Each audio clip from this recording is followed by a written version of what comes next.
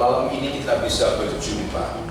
Malam hari ini kita akan membaca satu bagian firman Tuhan dalam surat Efesus pasal 6 ayat 13 dan yang sampai 15. Perikopnya tentang perlengkapan senjata Allah. Efesus 6 ayat 13 sampai yang ke-15. Saya baca ayat yang ganjil, Bapak Ibu baca ayat yang genap, kita bergantian ya. Efesus pasal 6 ayat 13 sampai yang ke-15. Yang sudah menemukan ayat ini katakan amin. Saya akan baca ya Bapak Ibu ayat 13. Efesus 6 ayat 13. Sebab itu ambillah seluruh perlengkapan senjata Allah, supaya kamu dapat mengadakan perlawanan pada hari yang jahat itu, dan tetap berdiri sesudah kamu menyelesaikan segala sesuatu. 14, 2, 3. Jadi berdirilah tegak, berikat pinggang karena kebenaran. Ayat 15, kakimu berkasutkan kerelaan untuk memberitakan Injil damai sejahtera. Amin.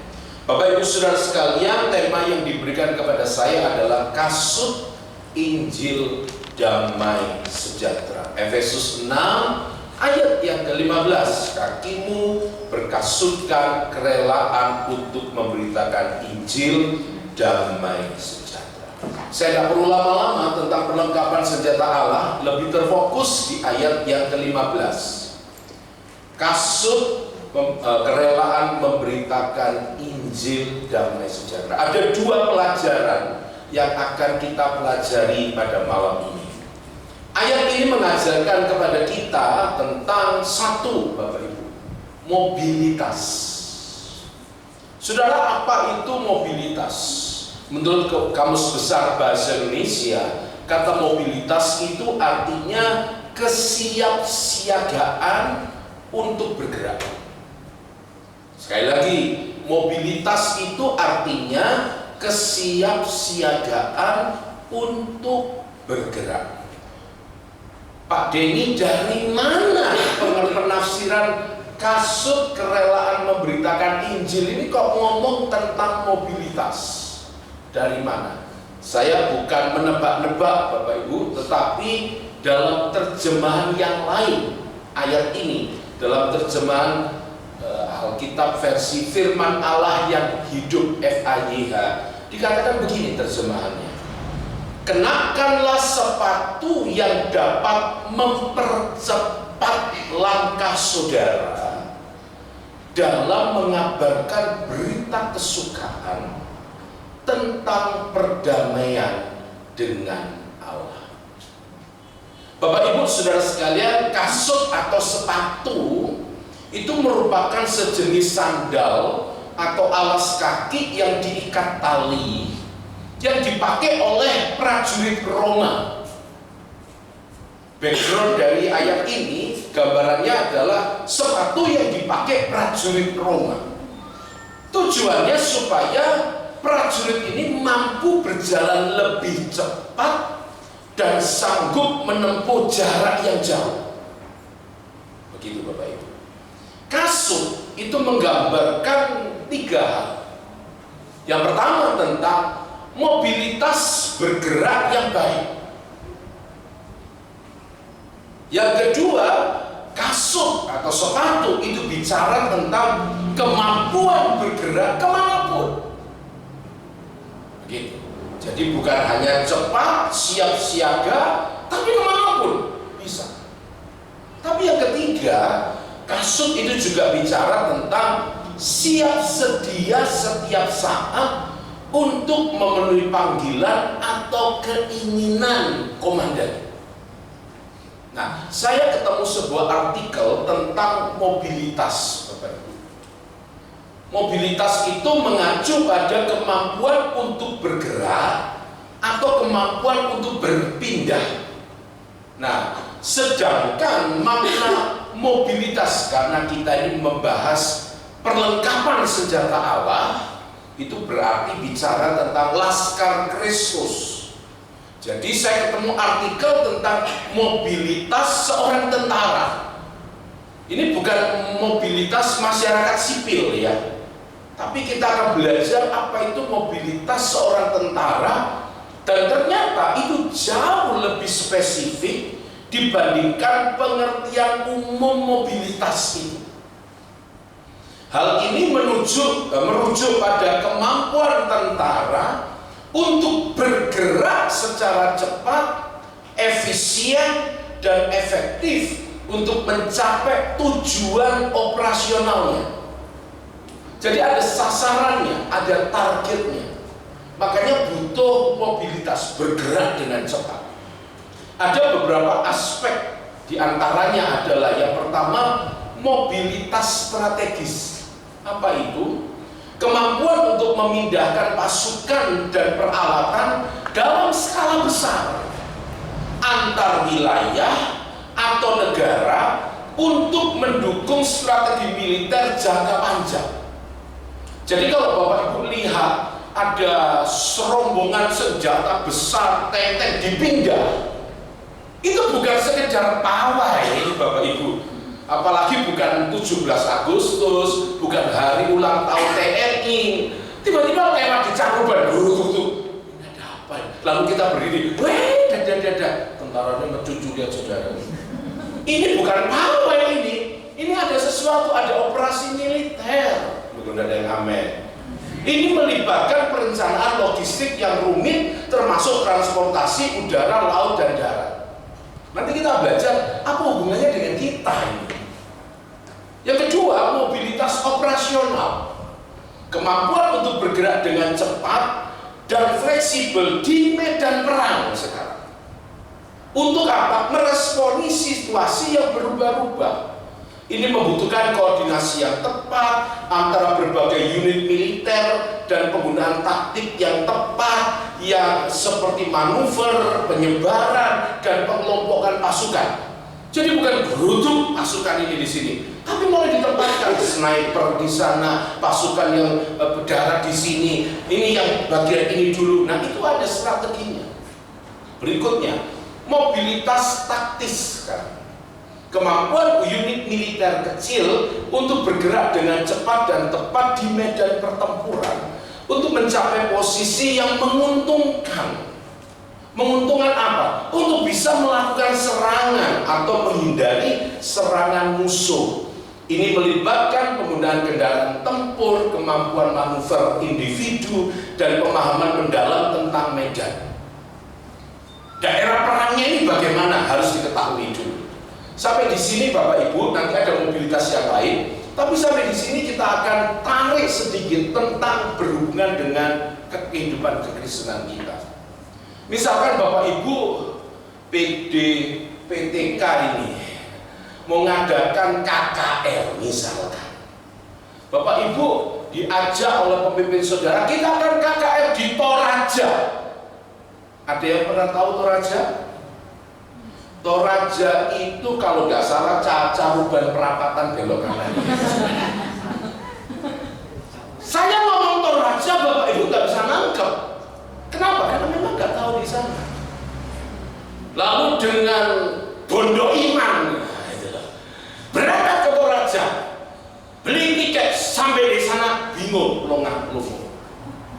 Kita nggak pernah tahu medan perangnya, sehingga sampai di sana seharusnya kita bisa bergerak, mau buat KKR nggak bisa, karena bingung.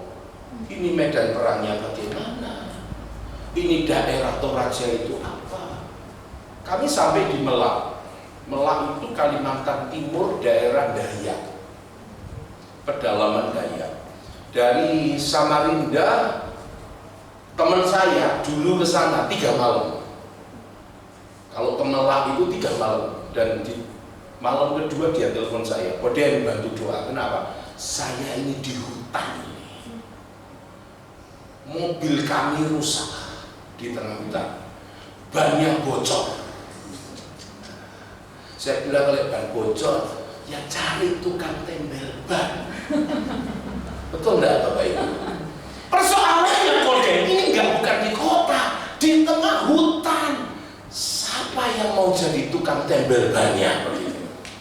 Kami harus ingat di situ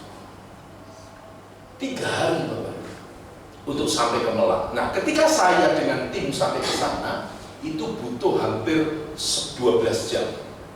Jalan sudah rata, melewati perkebunan, tapi sebelum tim ini berangkat, saya dan mama saya berangkat dulu. Kami ninjau daerah itu.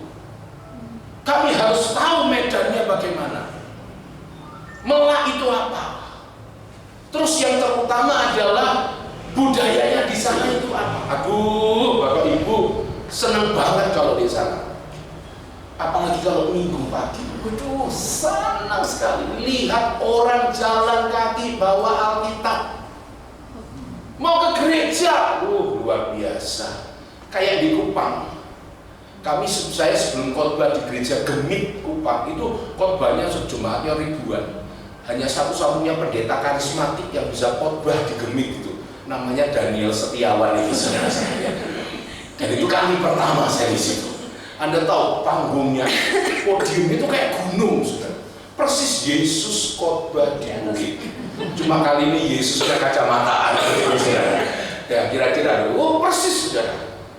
Tapi sebelum berangkat itu di hotel itu, saya dipanggil teman-teman saya, goden keluar. Tuh lihat orang jalan mau ibadah, bawa Alkitab, nyenengke Bapak Ibu. Wih, orang itu, kita itu kalau ke gereja, Alkitab kita tuh sudah dibungkus koran, dimasuk kresek, ditaruh di dalam lagi. Tidak berani kelihatan. Mau kemana? Ke mall. Padahal mau ke persekutuan. Malu. Mereka enggak. Jalan Bapak Ibu. Kenapa jalan? Karena hari Sabat. Tidak boleh mobil itu lewat. Enggak boleh Bapak Ibu. Angkot enggak ada. Jalan kaki. Aduh senang betul-betul sangat. Hari khusus beribadah menyembah Tuhan. Bapak Ibu saudara di Malang juga demikian. Waduh senang saya. Pendeta sana sudah senyum-senyum. Kode lihat nanti malam. Malam berubah. Malam setiap minggu malam mereka adakan pesta penyembahan berhala. Minum darah babi, bukan darah manusia, darah ayam, mabuk, mohon maaf. Yang tadinya haleluya, malamnya ini toh. Dan itu yang saya sampaikan kepada tim.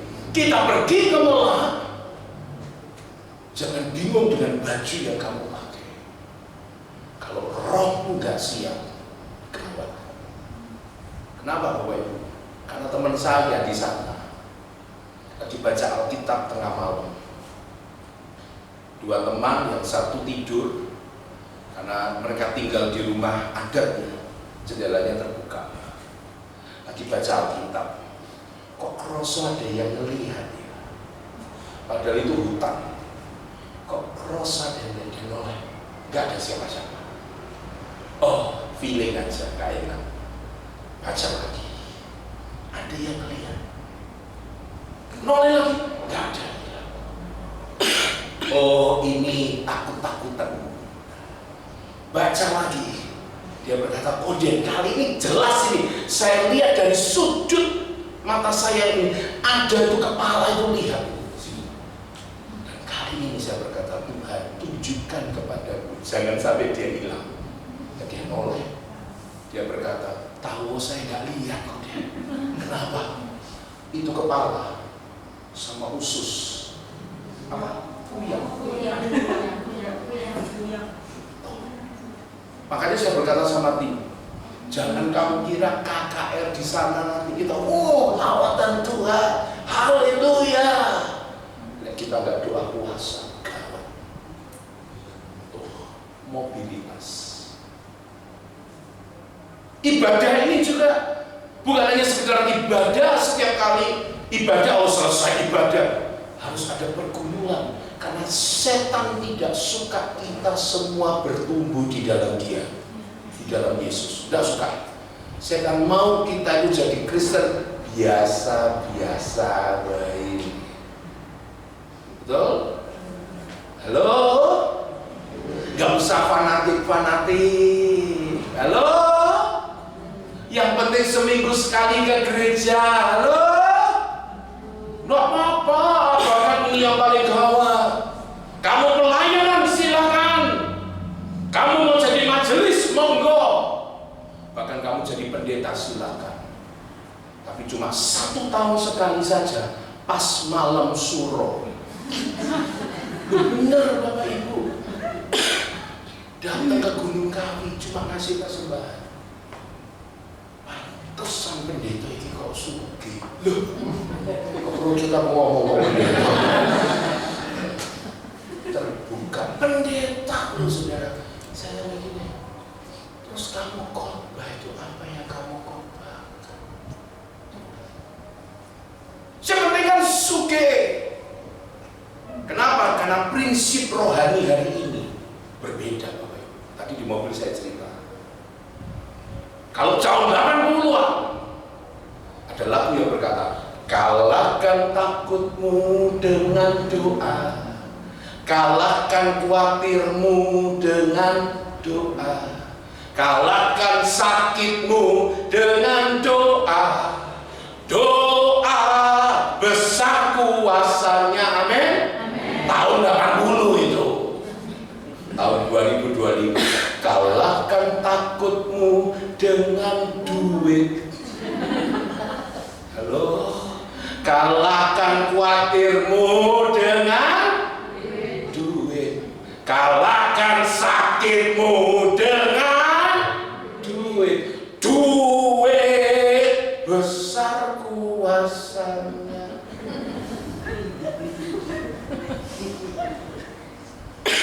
Tolong nanti cerita ini jangan dibawa ke gereja saudara ya. Nanti aku dipanggil ini sama Bapak Caruban ini. Ini Pak Denny ngajari apa ini? Nah itu loh Bapak Ibu. Tapi yang terjadi bergeser nih. Yang benar bisa jadi salah loh. Gara-gara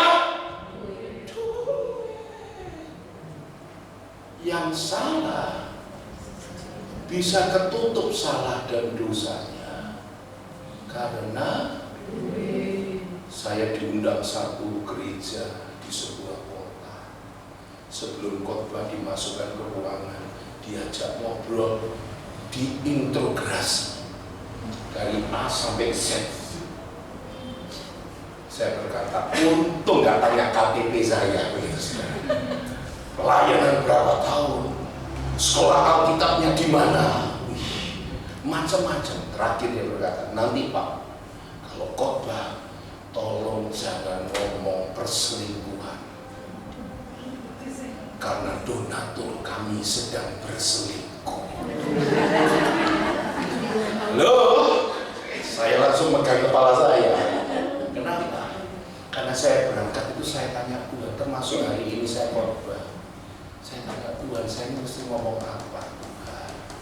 Dan di catatan saya itu ada tulisan perselingkuhan. Gak dikhotbahnya piye?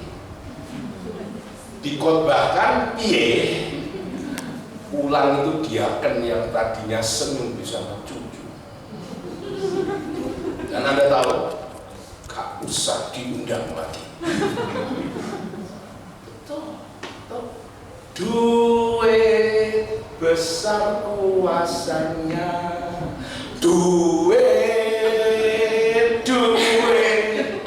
Kalah doa ini Bapak Ibu.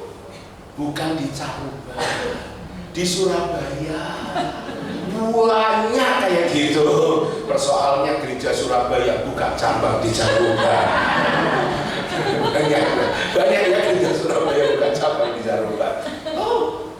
Oh, enggak perlu lagi kita doa. Persekutuan kita udah jalan kok. Kan ada hadirat Tuhan. Saya mau bilang, iblis sudah nyusul. Makanya harus semua itu harus diatur. Berikutnya, mobilitas logistik. Kemampuan untuk memasok pasukan dengan peralatan, amunisi, makanan, dan air yang dibutuhkan di lokasi yang tepat dan waktu yang tepat. Ini merupakan faktor penentu keberhasilan operasi militer, karena pasukan yang tidak tercukupi logistiknya akan kehilangan kemampuan tempurnya. Jadi Bapak Ibu, kalau rapat Natal semua tuh bingung, cuma satu loh. Hah? Yang di depan ini loh tampil, pokoknya kayak apa caranya saya harus tampil. Tapi lupa, seksi konsumsi itu juga berbahaya. Loh betul, kan konsumsi nyiapin makanan. Ini loh, kalau logistik itu gak diperhatikan, itu yang di depan itu nyanyi sambil puji-pujian praise, semestinya semangat, tapi karena lapar. Semangat enggak? Saya nggak nyinggung WL-nya tadi loh ya. Kalau ya enggak. Tapi itu yang terjadi. Jangan dianggap sepele itu. Yang penting saya kepengen tampil. Tidak, justru yang tidak tampil itu yang juga berperan. Tuhan memberi kita karunia masing-masing. Ada yang bagian doa, ada yang bagian terima tamu. Bapak Ibu jangan kira sehebat-hebatnya pembicara, yang paling diingat itu bukan senyumnya pembicara, senyumnya orang yang di depan pintu. Asyik tuh. Ada orang tuh gak mau lagi datang ke gereja gara-gara apa? Asyiknya sombong-sombong. Jangan mentang-mentang saya ini orang miskin loh Pak, dibeda-bedakan. Tidak, Bapak Ibu. Kita semua itu punya peran masing-masing. Jangan kira nanti, oh makanan untuk orang miskin beda, orang kaya beda. Tidak. Bahkan di tempat saya tahu jemaat pengurus itu mengasihi saya. Makanya mereka menyendirikan makan buat saya. Dikasih yang lebih spesial. Sudah ada di depan meja saya. Saya berkata, saya nggak mau makan ini.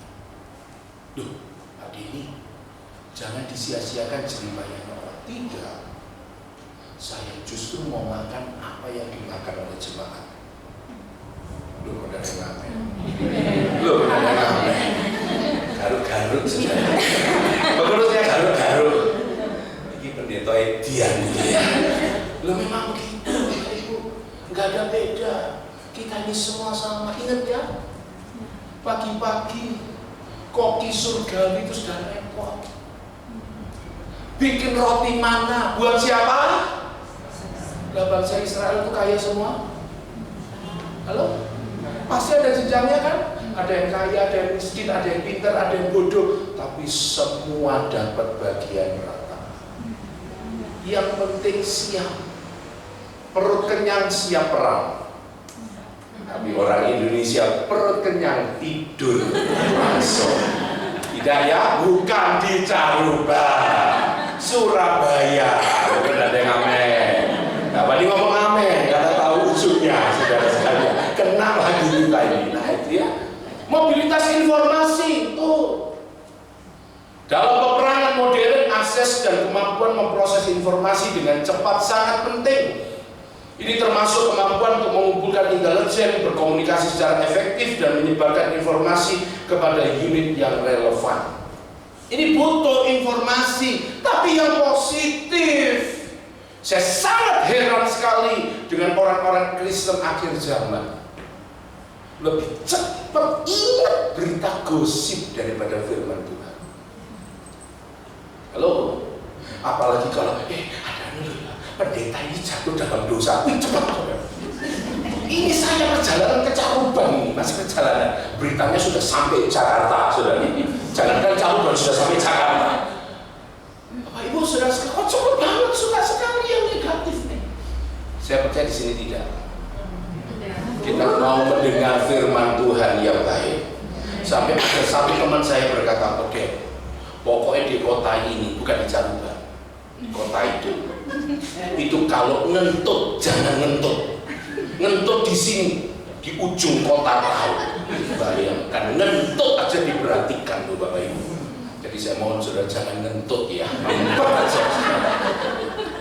Seringkali kita informasi yang tidak penting itu yang kita nikmati, bahkan berhari-hari, berbulan-bulan. Kok nggak capek ya? Firman Allah loh, saya dikasih waktu cuma di mana-mana ya Pak, 45 menit. 45 menit itu waktu pembicara khotbah. Udah ngotot, udah keringetan, keluar dari sini lupa, heran saya, lupa. Saya harap nanti saya keluar jangan dipecucui ya saya ya. Amin, amin ya. Salaman sama saya ingat kok khotbahnya Pak Denny. Amin. Mosok. Nah sekarang sekali lagi, kasut itu menggambarkan mobilitas bergerak. Ayo kita bergerak. Jangan cuma dinikmati firman Allah. Jangan cuma dinikmati keselamatan. Jangan cuma dinikmati berkat itu. Bagikan kepada banyak orang. Ada banyak orang yang membutuhkan Yesus. Hari ini saya juga melayani orang-orang sampai di bagian siapi-api. Tahu Bapak Ibu? Bagian siapi-api? Hah? Gak tahu? Aku juga gak tahu. Pokoknya aku ditelepon, orang ini sakit parah, bantu doa. Bapak Ibu saudara sekalian, dan puji Tuhan, kuasa Tuhan mengalir hanya dengan doa, telepon saja dari Surabaya sampai ke bagian siapi-api, mujizat terjadi. Dokter sudah angkat tangan, dikasih obat apapun, bahkan infus model apapun, orang ini tidak bisa bangun dari tempat tidurnya. Saya cuma ayo kita berdoa, cuma berdoa. Setelah berdoa, saya cuma berkata, Bu, ada minyak? Oh iya, ada. Ambil minyak ya Bu. Berdiri dari tempat tidur ambil minyak. Oh ini ada Pak Denny. Oh iya. Yesus. Kenapa Bu kok Yesus?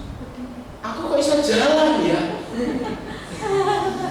Lu bener deh kami. Cukup minyak sudah lali. Beberapa bulan gak bisa jalan. Allah kita itu Allah yang dahsyat dan luar biasa. Siap dipakai Tuhan? Siap dipakai Tuhan? Siap mendoakan banyak orang? Ayo kita, jangan lagi kita berkata aku gak bisa. Bisa. Kenapa? Karena tugas kita cuma berdoa. Mujizat kesembuhan itu milik Tuhan.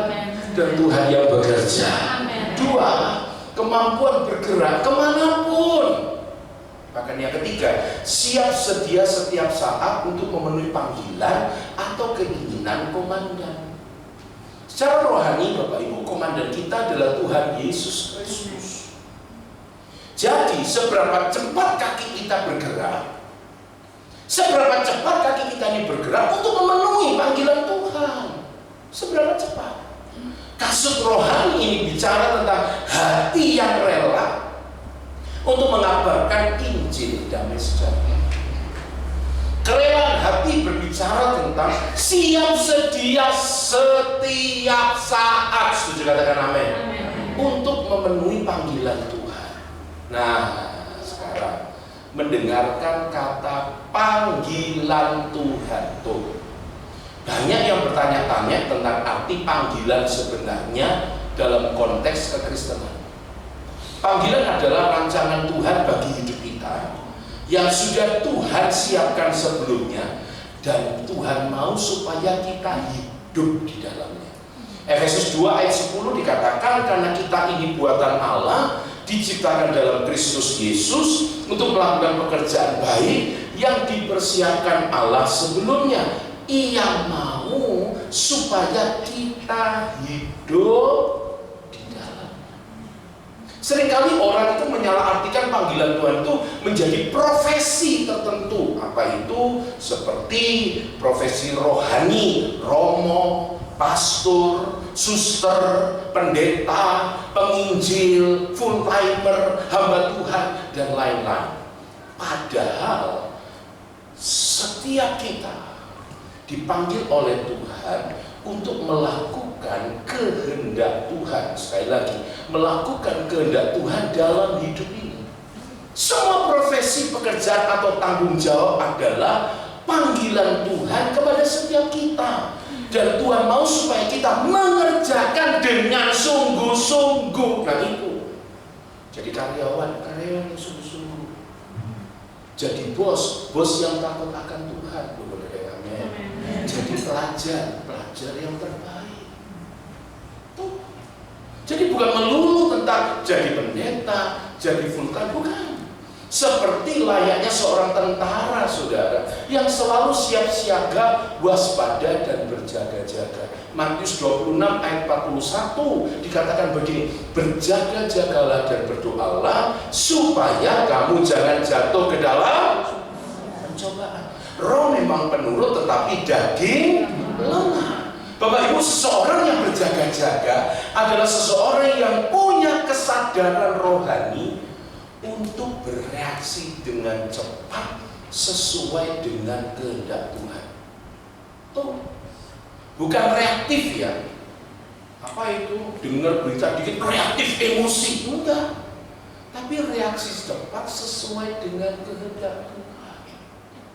Lebih dalam lagi, kata berjaga-jaga itu artinya tidak tidur. Berjaga-jaga itu artinya bangun. Berjaga-jaga itu artinya membuat keadaan aman.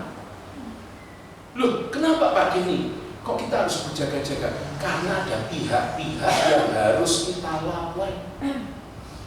Ada sesuatu yang harus kita jaga. Ini kita nggak boleh lupa. Ada pihak-pihak yang mau rebut apa itu? Menjaga kemenangan kita. 1 Petrus 5 ayat 8 mengingatkan kita, sadarlah dan berjaga-jagalah, lawan musuh iblis berjalan keliling sama seperti singa yang mengaum-ngaum dan mencari orang yang dapat ditelannya. Singanya ompong, tapi orang bisa ditelan. Itu artinya orang itu menyerahkan dirinya untuk ditelan. Tuh, Bapak Ibu. Kemudian Lukas 4 ayat 13 juga dikatakan, sesudah iblis mengakhiri semua pencobaan itu, ia mundur daripada Yesus dan menunggu waktu yang baik. Nah itu. Seringkali kita tuh lengah. Dari sini kita tahu iblis tidak pernah diam. Ia selalu mencari kesempatan untuk menggoda dan menjatuhkan kita. Bahkan sesudah kita menang pun, ia akan menunggu sampai memperoleh kesempatan.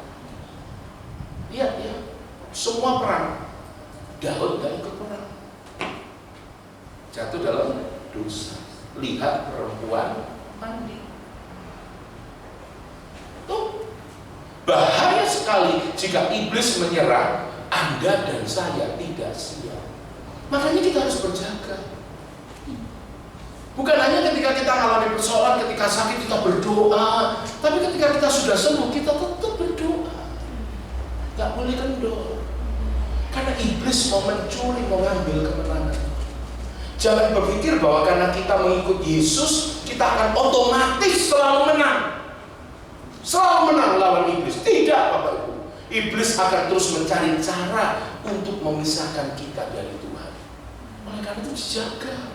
Bapak Ibu ingin keluargamu diberkati? Bapak Ibu ingin pekerjaanmu tetap diberkati? Mungkin anakmu kuliah di tempat lain. Bapak Ibu ingin anakmu tetap dilindungi Tuhan? Berdoalah terus. Jangan cuma senang ketika dia diterima satu universitas yang luar biasa, yang jadi keinginan kalian. Wah, puji Tuhan, Tuhan jawab, lalu selesai. Bukan berarti itu sudah ada tantangannya. Ada, Bapak Ibu. Keterima di Universitas Ciputra, senangnya luar biasa. Tapi kita dengar hari-hari ini terjadi kecelakaan. Siapa itu yang kecelakaan? Mahasiswa Ciputra yang bawa mobil kebut-kebutan di Citraland. Kok bisa ngebut-ngebutan? Mabuk. Mari kita renungkan. Bisa nggak anak saudara terkenal? Bisa jadi. Bisa ikut mabuk, tapi bisa juga jadi korban, jadi penumpang. Padahal dia cuma ngomong. Artinya apa? Ayo, jangan lengah, Bapak Ibu. Jangan kendor lagi. Tingkatkan jam doa kita. Amin. Anda dan saya harus jaga kemenangan. Puji Tuhan, ibu-ibu punya suami yang baik, takut Tuhan. Lu benar ya, amin.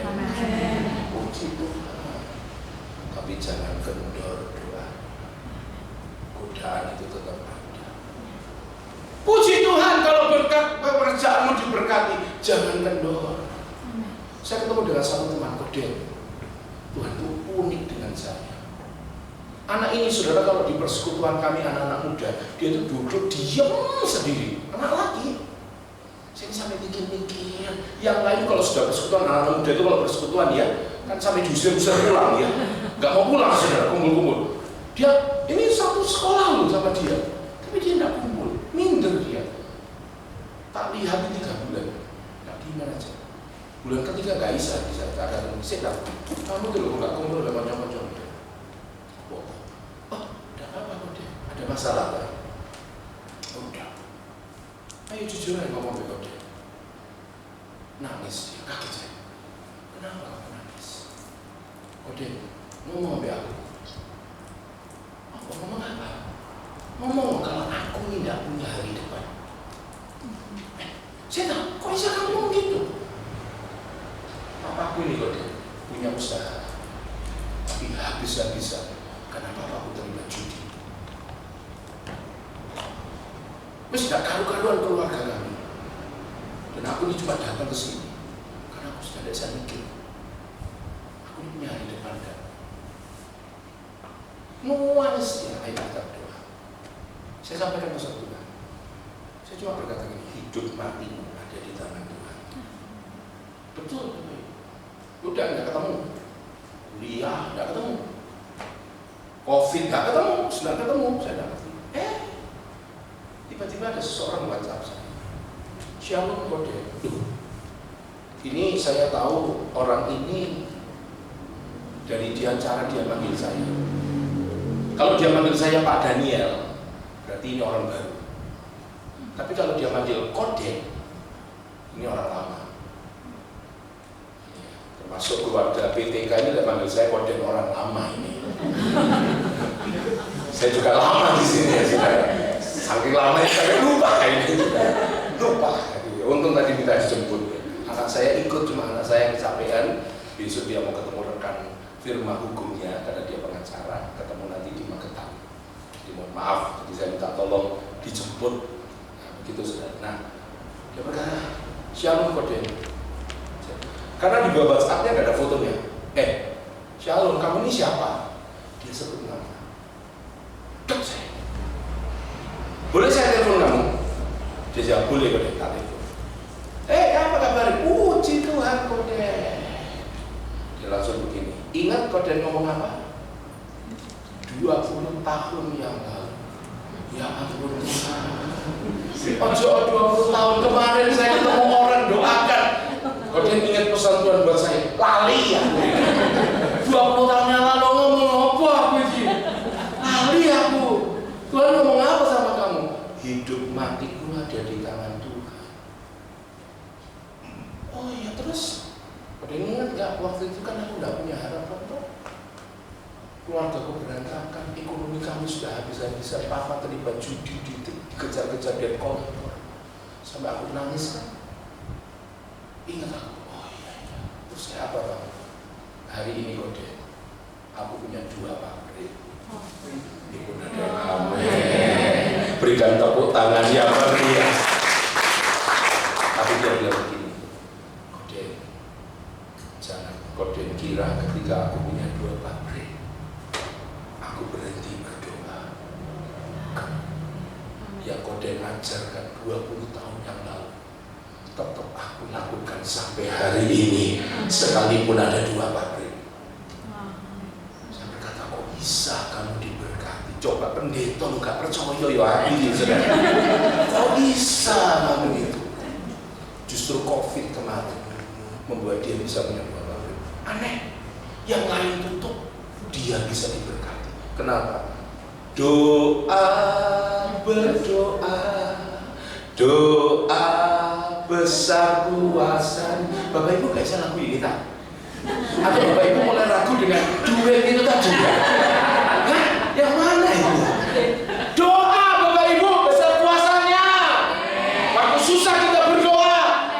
memberkati kita, tetap berdoa.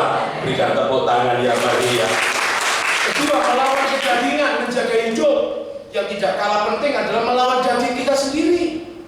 Saya pernah dengar ada orang yang jatuh dalam dosa, lalu dia nyalakan iblis. Ini gara-gara roh kerakusan, kode.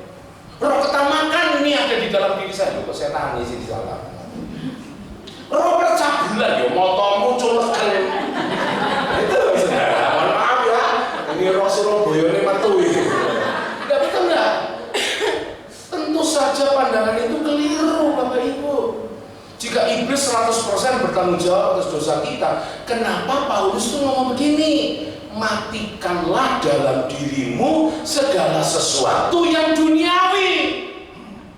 Kolose 3 ayat 5. Jadi kita tuh tahu kita harus berjaga-jaga melawan daging kita. Setuju, katakan amin.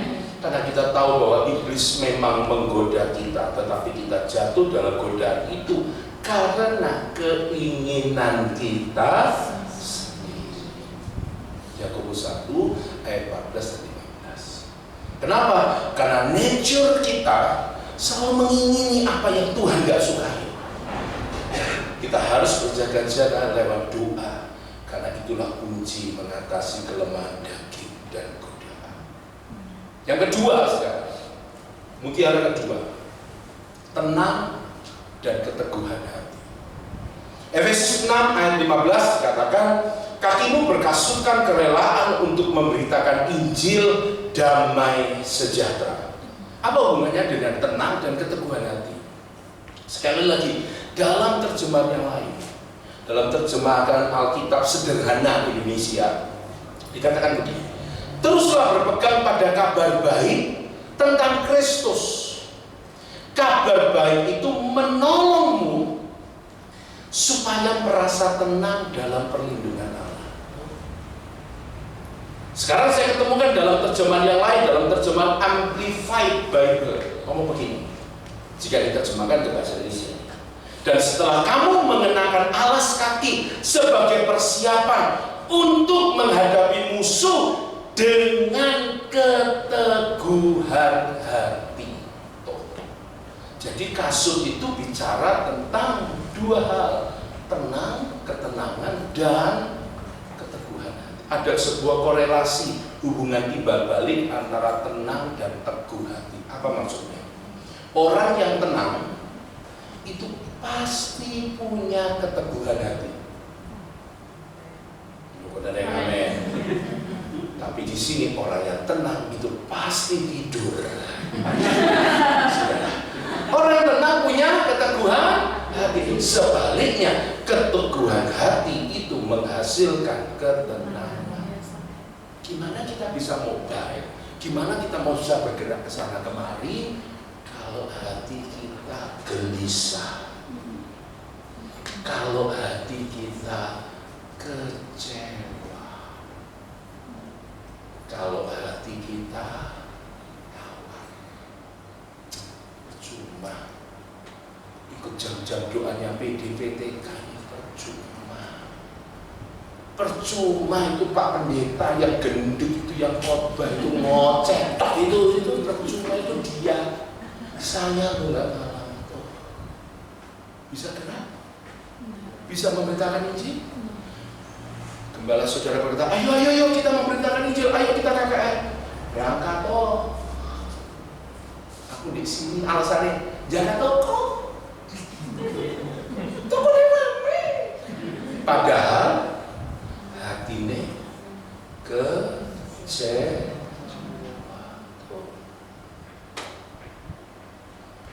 Hari ini Tuhan mau Anda dan saya menyadari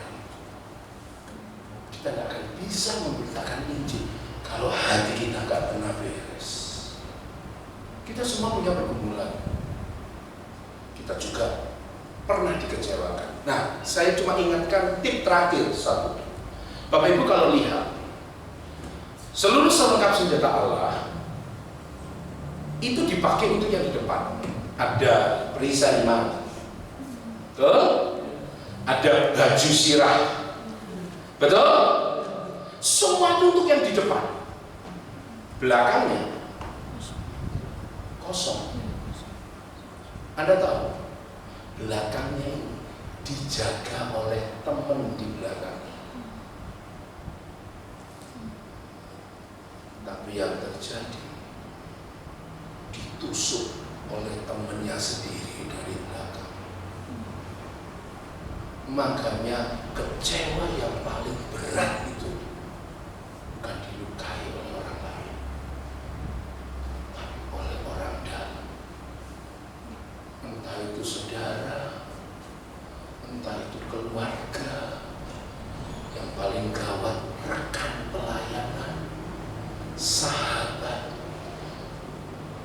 tim, bahkan yang melukai hati kita. Ini Pak yang saya sangat kecewa.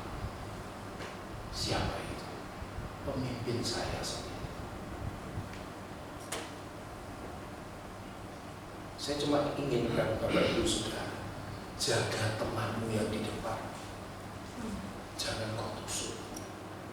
Dia bisa menang terhadap serangan dari panah api si iblis, tapi dia akan jatuh tergeletak ketika kau tusuk dari belakang. Musuh dalam.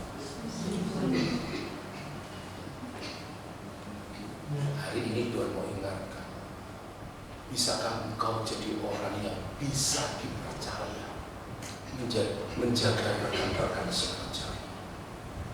Kalau kau tusuk dari belakang, goncang hatinya, kecewa dia.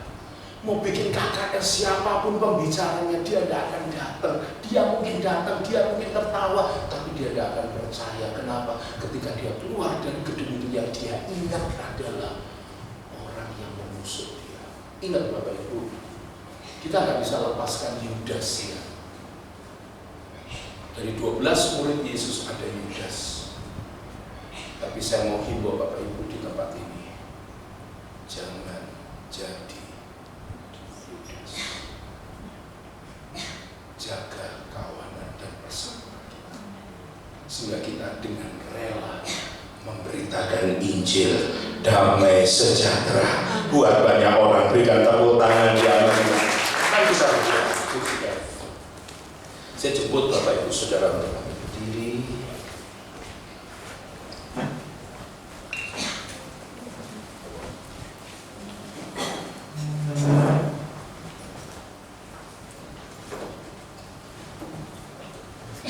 Ini pesan Tuhan buat kita semua.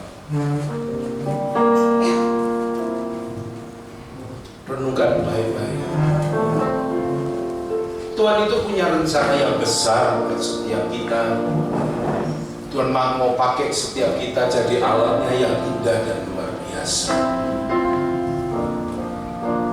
Bukan hanya buat Caruban saja, tapi buat Jawa Timur, buat Indonesia, bahkan dunia. Tuhan mau bangkitkan Anda dan saya, laskar-laskar Kristus yang siap bergerak, yang siap menyatakan kemuliaan Tuhan bagi banyak orang dengan profesi dan talenta kita masing-masing. Tapi pesan Tuhan